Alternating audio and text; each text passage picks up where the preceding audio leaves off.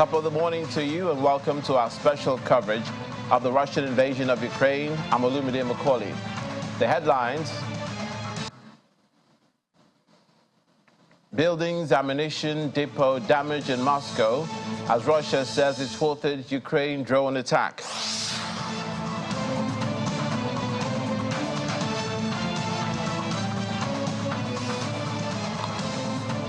Russia's Federal Security Services says traces of explosives found on foreign grain ship. Plus,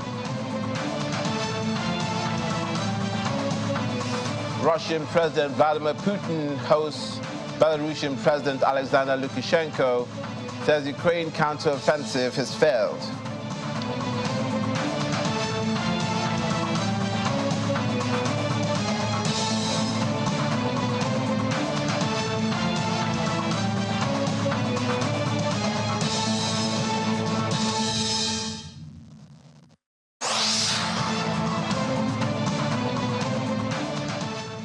Thank you for joining us. We begin in Moscow.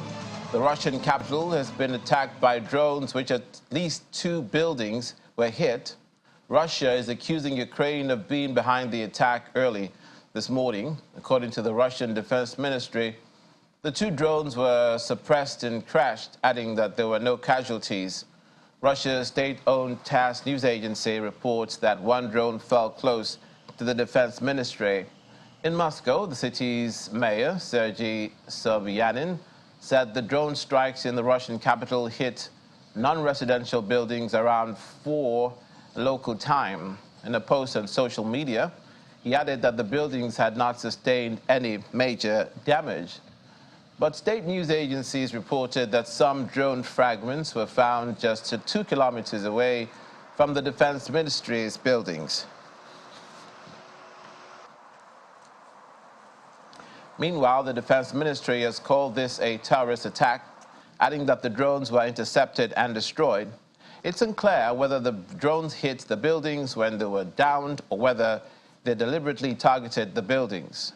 Neither the Defense Ministry nor the mayor said where the drones were intercepted.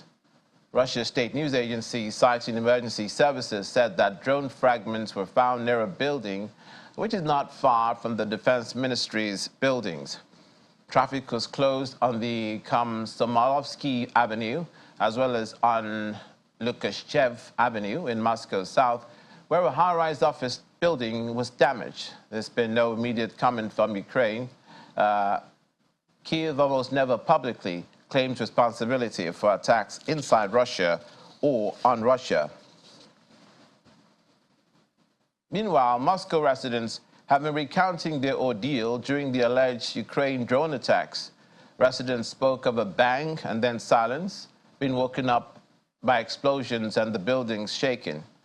Elsewhere in Crimea, the Russian Defense Ministry says Ukraine tried to attack the occupied region overnight using 17 drones. It said 11 of the drones crashed into the Black Sea after being repressed by anti-drone equipment. 3 fell on Crimean territory and 3 were destroyed by air defenses.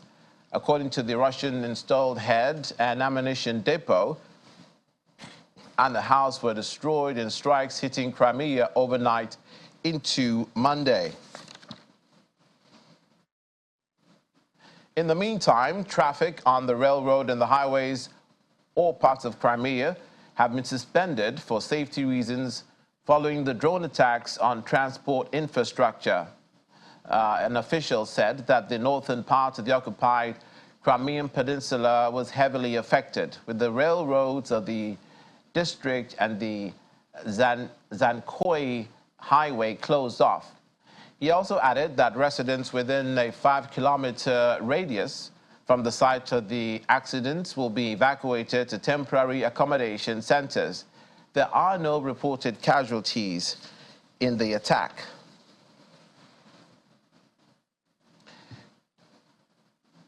Now, drone footage shows the extent of the damage to the cathedral following a Russian air attack on Ukraine's southern port of Odessa on Sunday. The video shows the collapsed roof in the cathedral's atrium.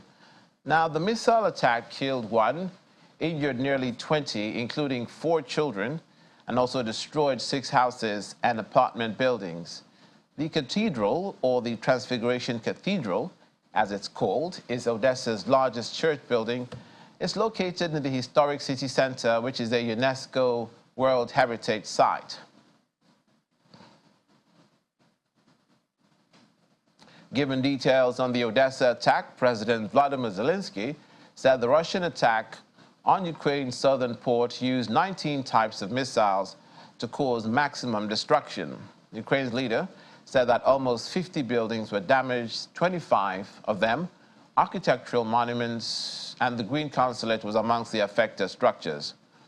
Now, the cathedral that was hit on Sunday is of the Moscow-linked Ukrainian Orthodox Church, Ukraine's second largest church. Most Ukrainian Orthodox believers belong to a separate branch of the faith formed 4 years ago by uniting branches independent of Russian authority.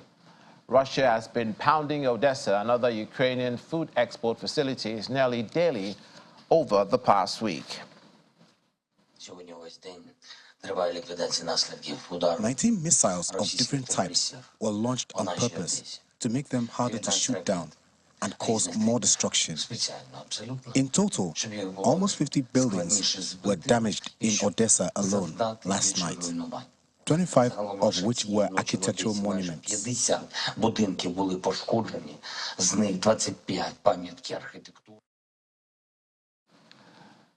Ukrainian President Vladimir Zelensky.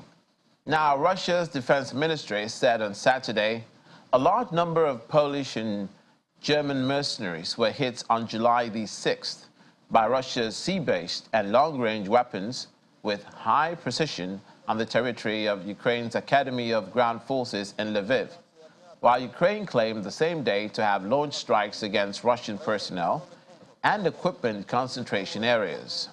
Now, according to the Russian Defense Ministry, the Russian forces repelled the Ukrainian offensive in Kupiansk, in Krasny Liman, and Donetsk, resulting in the loss of many Ukrainian personnel, armored vehicles, and tanks. On the same day, the General Staff of the Ukrainian Armed Forces said that in the past 24 hours, the Ukrainian forces had engaged in 30 battles with Russian forces in Kupiansk, in Krasny Liman, and in Bakhmut as well. The Ukrainian missiles and artillery units also targeted Russian artillery positions.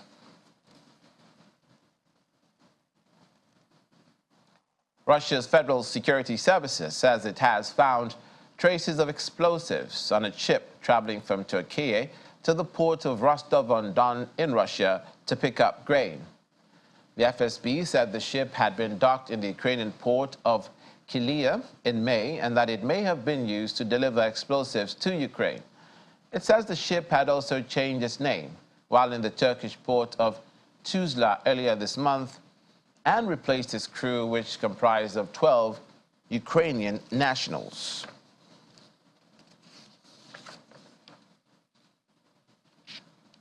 Now I would like to speak to Mr. Stephen Hayes, the President, Cohen and Woods International, who joins us from out of Washington, D.C.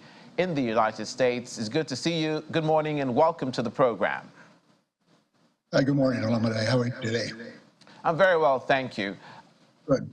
The incidents in Ukraine and in Russia are coming thick and fast, especially if you look closely following the expiration of the Black Sea grain deal and the hit on that bridge to Crimea by Ukraine, for which they've not yet claimed responsibility.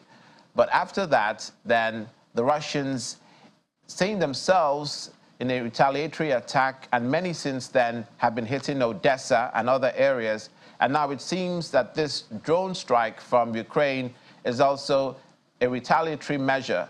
It seems that things are not getting better, rather, they're getting worse. No, it's been an extremely busy week as regards to the Ukraine-Russia war.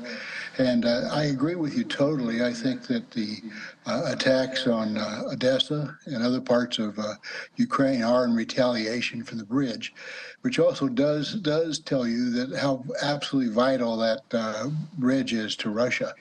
I think that Putin now is trying to make it far too expensive for Ukraine to attack that bridge, which again makes it again all the more interesting and all the more valuable and important to the war effort. So I think yes, certainly it's clearly a retaliation in a very heavy scale. Is it warranted? Probably not. In fact, this whole war is not warranted. But that's exactly right. It's retaliation. Now, the Black Sea grain deal seems to have lost all steam as far as the efforts to get it back on track is concerned. What are your views, given that Russia said it had very reasonable misgivings about going ahead with the deal because their end of the bargain, or rather the end of the bargain of the Allies, was not held up. Therefore, Russia says they had no reason to continue with the Black Sea grain deal. Did they have a point?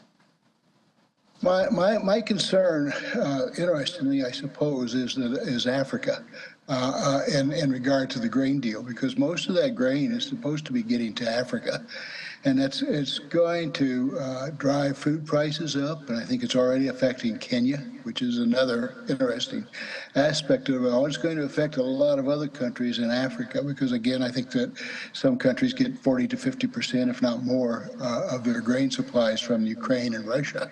So it's going to, that's my number one worry. Does Russia have a reasonable complaint?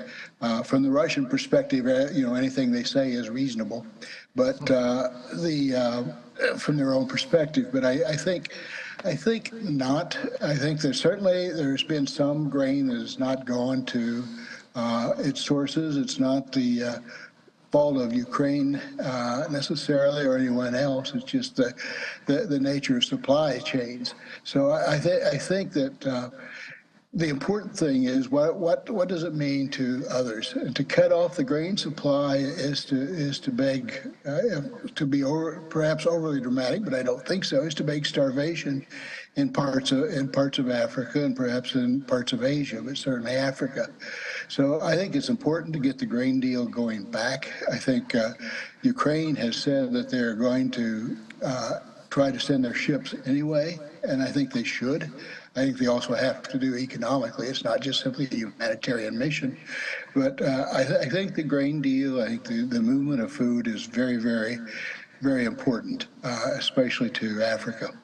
The Black Sea is not just surrounded or bounded by Russia, but also Ukraine, obviously, but not those two countries alone, Turkey as well, I think Romania or Bulgaria.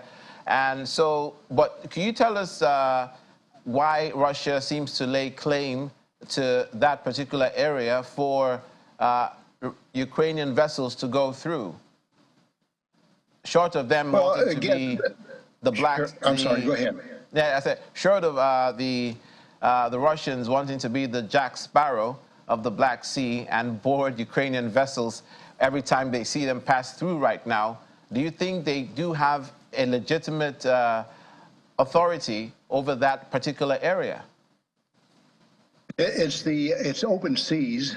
No, I don't think they have authority to be boarding other ships. If it's within the international agreements, perhaps they do. But in terms of the Black Sea area and the overall Black Sea, no.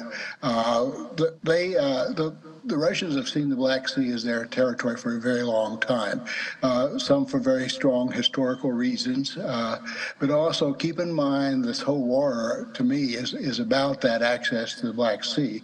Without that, they have no warm water port. So, and their navy then becomes essentially almost immobilized. So again, the Black Sea is absolutely vital to them, and I think that's why they act as they do. But are they acting legally? I think not. But I'm not an international lawyer. But I think that.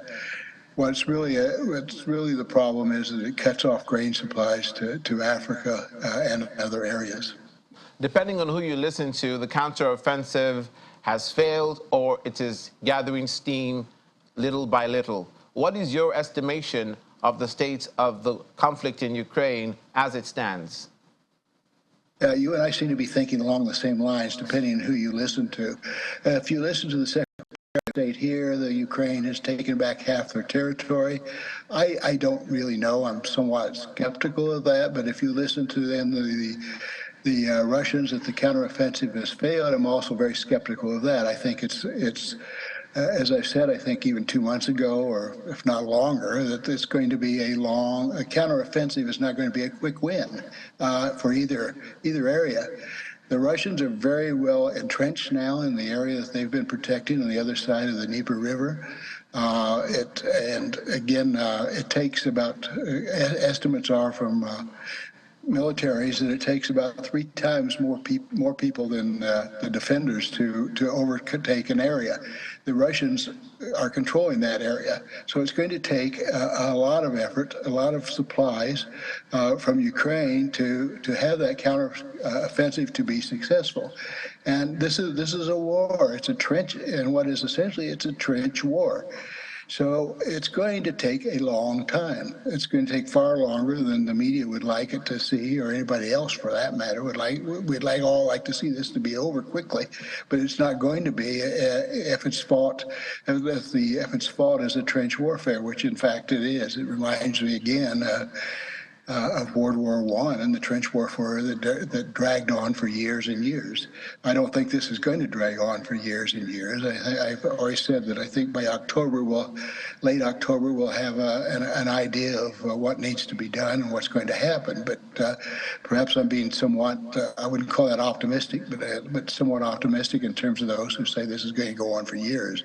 I don't see this going on for years. Speaking of the trench warfare that you've drawn our attention to, that's part of the reason that Ukraine says that they gave to dislodge the Russians by receiving the cluster ammunitions from the United States, for which many people or many quarters are concerned or even disappointed that the United States will go back on its word on cluster ammunition distribution and go ahead and give Ukraine cluster munitions. Sometime in January, Ukrainian officials went to Cambodia to see how they were demining their own cluster munition debacle that has gone on for decades. So obviously, they seem to have counted the cost before accepting these weapons. What is your position on these cluster munitions? Do you think it will make the war worse and not achieve the purposes for which Ukraine wants them, or it'll go ahead and indeed dislodge the Russians at the front line? You know, history has shown that every advance on weaponry has not actually ended the wars that they're intended to end. They actually have made the next wars even more difficult and higher tech. So, and also I should say that a lot of Americans, some very good U.S. senators, have concerns on the cluster bombing as well. I think it's something that still should be debated. Some of the best senators, I consider some of our best senators, have questions about that and have challenged it. I have concerns on the cluster bombs too. I think that it just advances and upgrades. It upgrades the war, and I don't mean upgrading in a good sense. It makes it more horrific, and any war is a terror operation, no matter from what end, because it does create terror. But and cluster bombing is certainly going to do that. To the other side of the question, how do you keep the armaments going to Ukraine? Ukraine says that they don't have enough arms. They need to find to use this to fight trench warfare. I think it's a problem. It's an issue that I think we should all be concerned about. We did sign an international agreement. The claim has been that Russia uses it too. If they do, then we've got a problem on both sides in that regard. So Ukraine seems to be, and maybe Russia even seems to be in a catch-22 situation, right? Let's look at the countries further afield and mediation efforts of Russia, for instance, of China, for instance, who say that they want a diplomatic solution to the problem, and they're not thinking about encouraging Russia militarily, although there have been allegations that they are surreptitiously supplying Russia with weapons, even though in the public space. They have sent envoys to both sides. They have proposed a peace plan.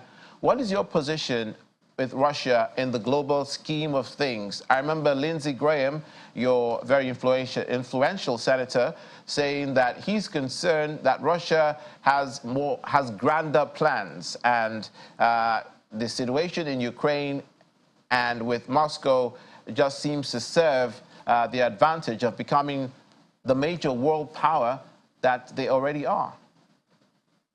Well, I don't think Russia is going to ever be the power that they were.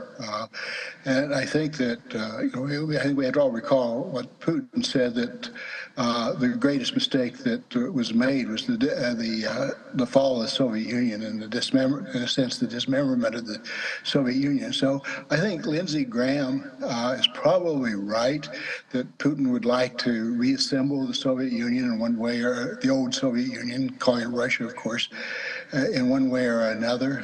Certainly Belarus is back in the orbit. He would like to see Ukraine. Ukraine is actually vital, I think, to strategic interest of Russia, which is why the whole war is going on, or at least the major reasons for that. But I think this is the Chinese century in a lot of ways. Russia is not going to be the power that China is. They don't have the economics. They don't have the population. The financial power of China is enormous, and I think that the two major powers are still going to be China and the United States. But a lot of that is changing, and it remains to be. History has never had one country be the power forever, looking from the Romans to the Germans and so forth. So I just don't see that Russia is going to be the power. Would Putin like that? Yes, of course he would. Most nationals probably would, depending on the country you're in. But I think that China's role in this is questioned. I would be somewhat skeptical that China isn't supplying Russia in some way. They're certainly, because they have at stake Russian success, although they have stepped back from that. And I think Russia, sorry, I don't mean Russia, but I mean United States and China need to be talking a lot more than they are, and I think there's some positive signs in that regard. Other peace efforts, which you're talking about, certainly the Africans have proposed this as a group, and this the Russia Africa summit next week will play for interesting news there as well. But I think that the Chinese proposal, whatever it is in full, I don't think anybody has really seen that other than the parties in question, isn't going to be accepted by Ukraine. It's seen as almost totally what Russia wants. Does it need to be settled diplomatically? Absolutely. But will that happen? I don't know. But there needs to be a diplomatic solution, if for no other reason than to save lives. And this is just going to be on and on. And the lives at stake are not simply Russian and Ukrainian lives. As I said on the grain deal, I think African lives are at stake as well. Okay. Mr. Hayes, but, you know, China has been accused of playing to the gallery. Do you think that, sort of playing both sides to the extent that they don't want to be identified as supporting Russia gung-ho? In the context of please go on. I think China, like most countries, including the United States at times, plays to the gallery. A lot of this war and other events around the world is a PR battle. China wants to be seen as the broker in a lot of ways. Certainly doing their best to have it. They have a lot of stake, though, in the U.S. economy. They have a lot of stake in the African economy. So I think China has shown skilled diplomacy, long-term patience, and I think that it's a long-term battle of wills as opposed to any short-term solutions. I don't mean the war. I mean generally international relations. It's a long game. And you see, that's part of the reason why many are dubious of China's intentions. If you look at the things, for instance, we hear that China expunged or is rewriting portions of the Bible, of the Christian Bible? And also, do you think that there is merit to the suspicion that China is looking at this whole Ukraine-Russia war to make moves on Taiwan? Well, it's certainly given them the room to do that because they've got to counter it. Does the U.S. have enough strength now to back Taiwan? And certainly the Ukraine war is important because it's draining resources from the U.S. that might otherwise go to the Pacific area. So that's certainly valid. I also say I'm really concerned about what's happening in China now. Your instance on the Bible is one good example, but there are also now requiring people to report on their families. If anything is said, the new Patriot Act requires totally discipline to the government.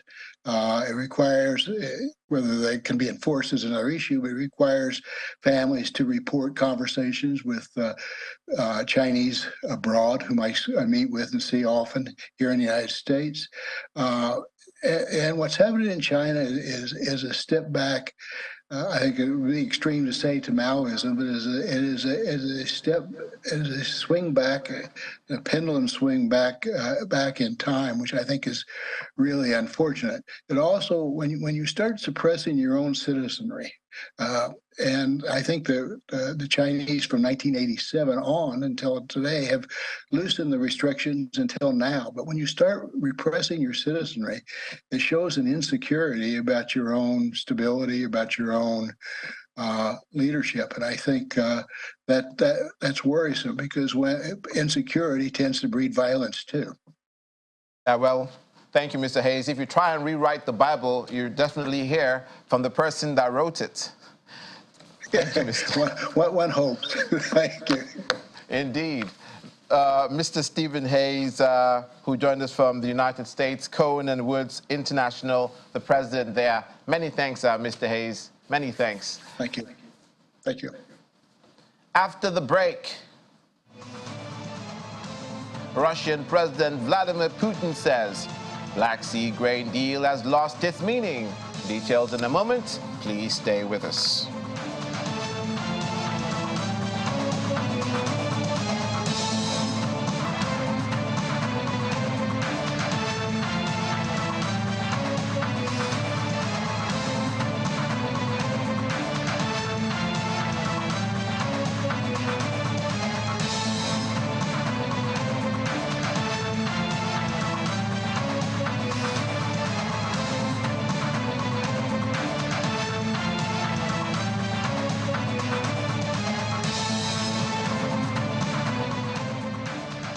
Welcome to the So For More stretch of our special coverage of Russian invasion of Ukraine.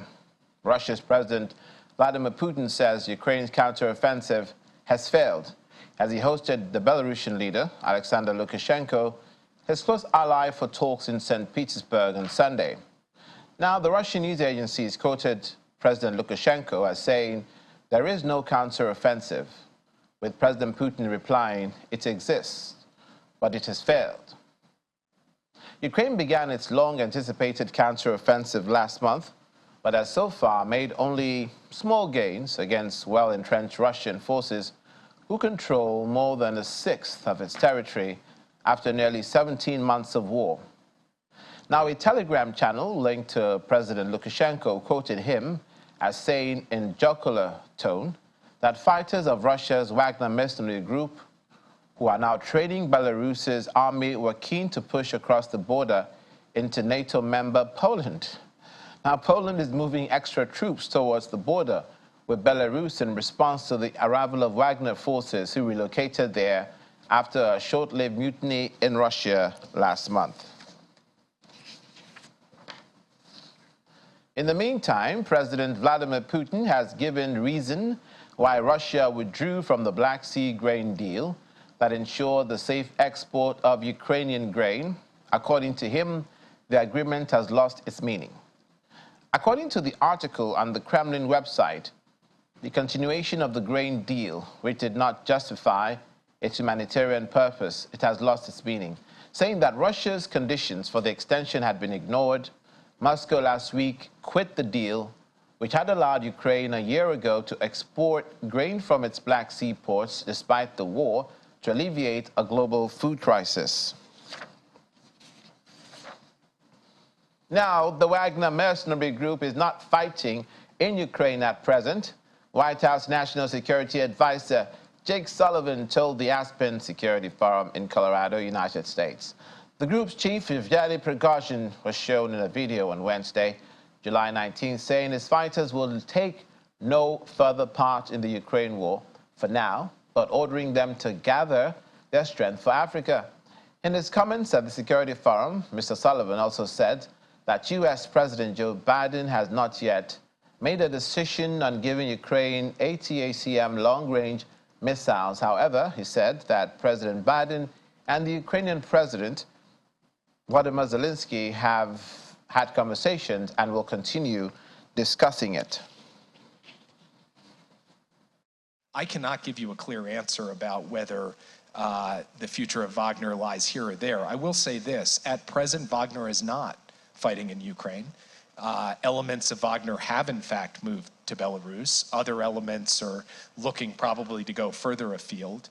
And the loss of Wagner as a fighting force, if that continues, if that persists, does mean that one of the most effective cadres that was responsible for some of the modest progress that Russia made during its last counteroffensive is off the board. So that's going to come at some cost to Russia overall. Whether or not we ultimately give ATACMS will be a decision for the president. He has spoken with President Zelensky about it. They continue to have that conversation. And I hate to disappoint you, but I don't have any announcements to make today. So we are currently in the process of working with our colleagues in the Netherlands, in Romania, in Denmark, in Norway, and other countries to establish the locations, to identify the pilots, and to begin the training. I cannot give you a precise date, but I can tell you this is a matter of weeks. It is not a matter of months, and that it's not because we're just waiting until August to start arbitrarily. It's because every day people are getting up at the Pentagon, going to work, reporting all the way up to the Secretary of Defense and to me on the progress of putting in place what is necessary to do a very complex task, which is the rapid training of pilots on F-16s so they can be transferred and put into the fight. That work is ongoing as we speak today.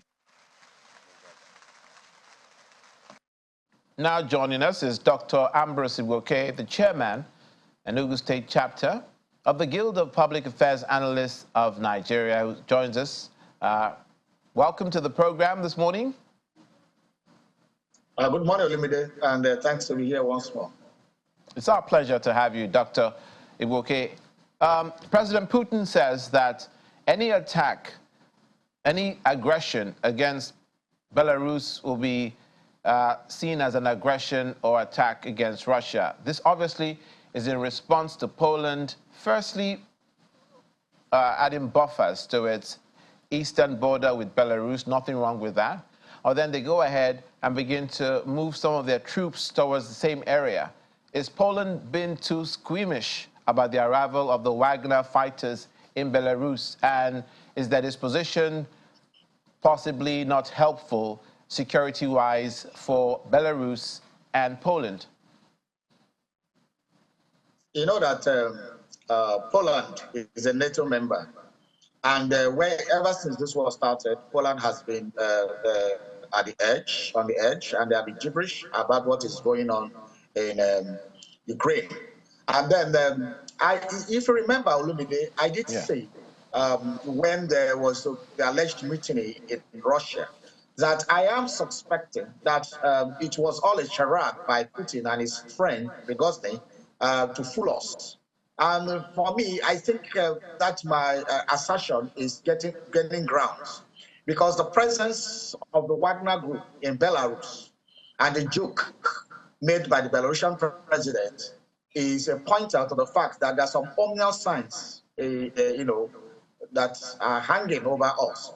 The Wagner group has said that it was going to the border with Belarus and Poland to do some drill exercise with Belarusian troops. And so Poland will be on edge, of course, and it is on its own right to try to secure its own physical territorial integrity and safety. So I would say that Poland is overreacting. Anybody who knows the antecedents of the Wagner Group,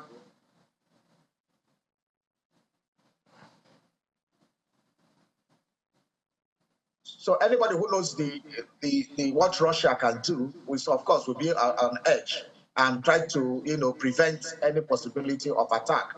So Poland is just doing what he wants to do to see how he can protect his own territory. But the presence of the Wagner Group in Belarusian border with Poland is, I think the world should be anxious that the war is beginning to seem to escalate and you've been nipped in the bud, because that is how world wars start, when you start expanding countries that you are attacking.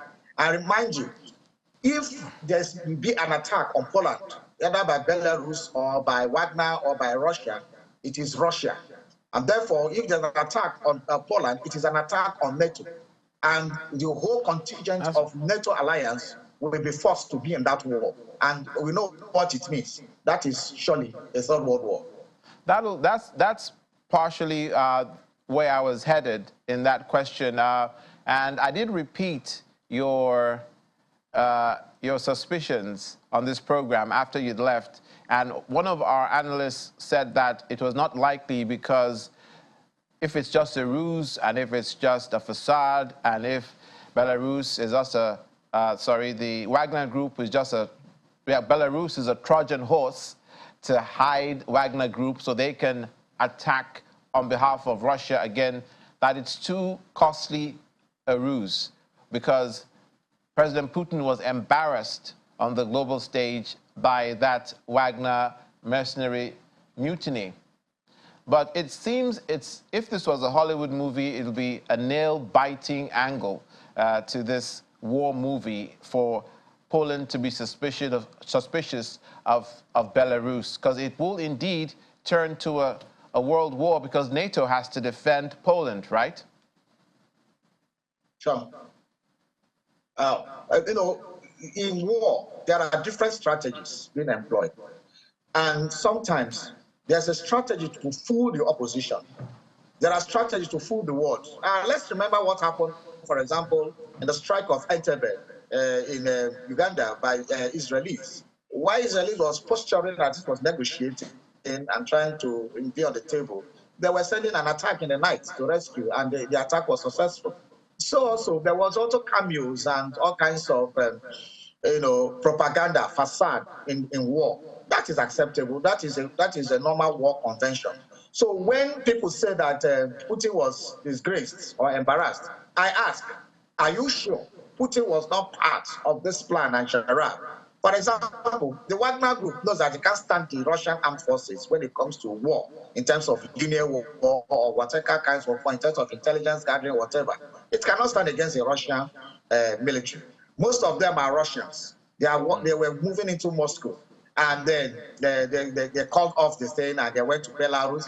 The whole thing looked for me like a scripted action. And then when we talk of mutiny, for those of us who are conventional with wars over the years, the history of wars, we find out that all kinds of shenanigans go on in war. For me, a mutiny is actually from the armed forces of the country, the legal armed forces. So when somebody comes outside and says it's a mutiny, I say, are they part of the armed forces of Russia? They are not. So for me, I keep suspecting that it is a staged script by Putin, his friend Prigozhin, and a way to send them to Belarus. Because if such a thing is not staged, how would they get to Belarus? It will be questionable, and eyebrows will be raised, and suspicions will be aroused. And why are they Wagner go to Belarus? But I think, in my thinking and critical analysis, I feel that just stage that so that there can be an excuse for Wagner Group members to go to Belarus, which is now a border town, a border country with Poland. And so to, tighten the news on NATO and maybe probably distract NATO from Ukraine and, try to engage NATO in different different fronts. So that is what I'm suspecting that has been playing out since this so-called mutiny happened. because a mutiny without firing a shot, a mutiny or parade of armored tankers into the streets of Russia, and then a phone call and it is changed. For me, it's like a scripted James Bond movie. You're quite correct. The strict definition of a mutiny will have to do with the armed forces of a country, and Wagner is not the armed forces of Russia, and they use that loosely because Wagner is tied to Russia by way of the origin of the group as well, and what have you. So it's very good. Thank you for bringing that up. Now, concerning the war at this stage, what is your position on how it's going? Our previous guest said that he didn't see this war being protracted to the extent that it'll go on for years and years, that sometime this year we'll be able to see exactly where we are headed. What do you think? The war, when it started, most of us thought that it was something that will last like in weeks or max months. But you can see that we are well be disappointed, and the war has dragged on. What I know will happen is this: the war may not end this year if the United States of America and NATO are not willing to back down on backing Ukraine to do what it does. And if Russia on its own is not as adamant about intentions of Ukraine to join NATO. And from my own critical analysis, I could find that both sides are still digging in. And we are already in July, and by a few days time, we are in August. And then September, they will go back to the cycle again of winter for them. And then we're talking about negotiations. We now start talking about gas, about who we get gas from where, and that. And that Russia is going to a position of strength, because when it enters the winter, Russia will dig into the trenches, because that is why it is an advantage in terms of whether it will sell gas to Europe or not. I will remember that when Europe bought gas from the United States last winter, it was like triple the price of what they were getting from Russia, and there were a lot of acrimonies about that. Even Germany had to activate its coal power plants and the rest. So it's a difficult situation for Europe that are entering, because once summer is over and winter sets in, it's going to be an advantage to Russia. So the only thing, as I keep saying, that can bring this war to an end is when both sides, because I see the war as fratricidal war. I mean, Russia and Ukraine are brethren. So when outsiders like the United States is backing Ukraine, China is backing Russia, and all kinds of things, these are outsiders coming to the war of coming to a family war. And unless the members of the family realize that fully and actually sit down across the table, they can say, we want peace, and let third parties come to broker peace. But so far, each person is being nudged by an outside force, and then they are trying to dig in. The war is not going to end soon. And I'm people afraid that if things are not nipped in the bud, the war may escalate into other countries, just like the killers we are having from the Belarusian and Poland Polish border. And once that happens, we are going to see an escalated war, and that should not happen. So the earlier the better for them to sit down. And then this grain issue, that grain deal that Russia pulled out from, is going to further complicate matters, because now they are using hunger as a legitimate tool, which is against the war conventions. And then exports, Ukraine will, of course, foreign earnings will drop, because grain is a major export earner for them. And then to affect other parts of the world who depend on Ukrainian grain. This also comes to say that Africa should wake up once more. All these are going to ECOWAS, EU to have talk shops and the rest. A continent with a vast arable of land that cannot feed itself. And we have African leaders everywhere wearing suits and barbaric up and down without knowing what to do about their agriculture to feed their population. It's laughable in this 2023. And a country at war is supplying African grains. It's shameful. Therefore, this is an opportunity for African countries to renegotiate the deal with these countries, and also try to ramp up production to be able to be self-sufficient in terms of grains and other agricultural produce. Indeed. An opportunity indeed. Thank you, Dr. Egboke. You preempted my closing submission to our interview when you mentioned the filial ties and the cultural ties that both countries, Ukraine and Russia, have. There's a portion, I think, in the good book that says A brother offended is hard to win back, like the bars of a castle. So an outsider may not be the best intermediary, especially if their motives are not above board. We hope that their motives are above board. Thank you so much, Dr. Igboke, for your thoughts and insight this morning. Thank you for having me, Olumide, as usual. Dr. Ambrose Igboke, the chairman and Enugu State chapter of the Guild of Public Affairs Analysts of Nigeria. After the break, Russia's Bolshoi ballet, shunned in West since Russia's military campaign, heads to Beijing for the first tour since COVID. Details in a moment. Please stay with us.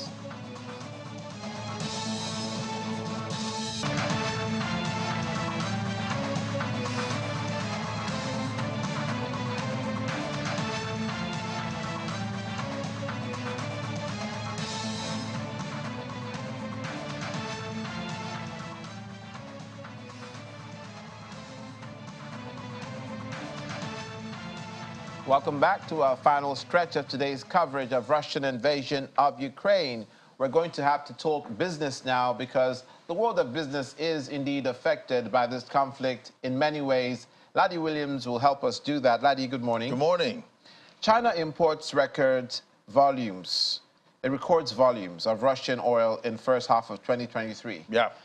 So it has jacked up, it's increased. Exactly. Better than last year. Yeah, much more than last year. Is to be expected? It is expected, really. The first half of 2023, we've seen a big jump there, 11.4 million barrels per day. That's what they've been imported from the oil-producing countries. And out of that, we see Russia taking a big chunk of that, about 2.18 million barrels per day from Russia alone, beating Saudi Arabia. Saudi Arabia is about 1.88 million barrels per day. So we're seeing, Russia now the biggest supplier of oil. Beating India as well? Beating, well, India still gets a lot of oil from Russia. So that's another, kettle of fish at this time. But we know both countries are getting a lot of, cheap oil, from Russia at this time. And we've seen, analysts say because, China's trying to, build stock at this point, trying to increase their inventories. Some analysts say maybe China is expecting some kind of geopolitical situation, in the future, and that's why they're, building their stock right now. And when you build your stock, it's either you're expecting some kind of disruption, in the future. And we've seen, production has not been so great for China with the data coming out, weak economic data coming out from China at this point. So it seems like they're focusing all their energy now. So China is importing more oil than they need.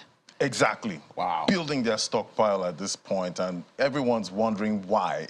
But analysts are saying it could be because they're expecting something, down the line. So that's why we're seeing that. Russia smiling to the bank. All the way to the bank, who are also raising rates sharper than expected. Is this to help the fall of the ruble? Yeah, the ruble has been beating, badly in 2023, and we've seen inflation actually creeping up in Russia. This is central bank season globally now. Most central banks are, trying to decide rates at this point. So we're seeing Russia now. We've seen inflation rising there, all because of a tight labor market, and we're seeing high demand at this time. This time it's demand-driven inflation that we're seeing, in Russia. And for the first time in a year, they've raised rates to about 8.5%, about big 100 basis points. No one expected, that kind of hike, from Russia. And it's all in a bid to, help support the ruble, at this time, and also, support the economy, because they're not, because of the sanctions, they're not getting, all of the materials they need for production and not having enough labor. So that's, driving, demand for the limited products that they have at this time. So we're seeing the central bank there in Russia, taking the hawkish tone at this time. They're taking the bull by the horns. This is exactly how Russia is evading those sanctions. This is exactly how Russia is keeping itself afloat and buoyed in the face over a year now of all these sanctions. How are the markets looking? So the markets are starting off the week kind of mixed. We've seen Europe, investors are looking out for what the ECB is going to do next. also about rates. That's why I said it's a rate setting, season this week. And we're seeing, investors also looking out for earnings from the big, companies in Europe. So we're seeing the market, quite red this morning. For the U.S., the stock futures are looking quite flat. Same situation there. Looking out for the earnings of most of the big companies in the U.S. and the Fed. They're meeting this week too for the next rate setting meeting. And we know they paused rate hikes at the last meeting. So now investors are seeing this might be the last rate hike, coming from the U.S. Then maybe a possible rate hike in December. Right here in Nigeria, the rate setting meeting is starting today. Right. And tomorrow we're going to get the decision because we have about 22.79% inflation in Nigeria. A lot of concern about that. How do you see that panning out? Yeah, so, at the end of the day, everyone's expecting some kind of hike or a pause. If it's a hike, maybe a slower hike, maybe 25 basis points for Nigeria, because at the end of the day, we're dealing with a cost of living crisis right now. I'm sure I can imagine how much you fill your tank, ever since took out, fuel subsidy. I know I'm spending a fortune trying to fill my tank at this time. So we're dealing with a lot, and the Central Bank of Nigeria is going to, decide what to do tomorrow. The world and his wife in Nigeria are spending a fortune on fuel. It's incredible. Thank you, Laddie. No problem. Our business correspondent, Laddie Williams, whom you can join, and you should join, for Business Morning after the program. Finally,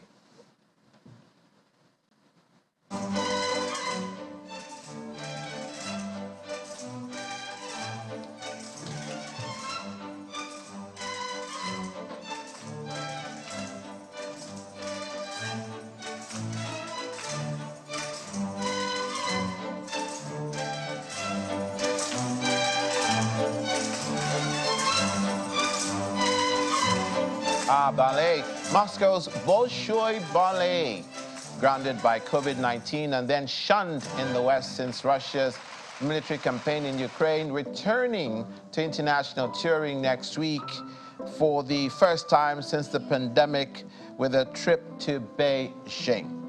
Its dancers hope this will herald a return to the global stage for the crown jewel of Russian culture, which toured the world even in the most tense days of the Cold War.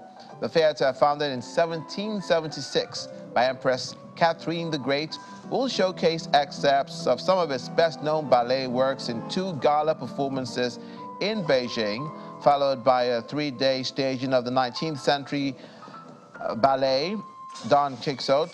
300 costumes and set designs have been sent ahead to China.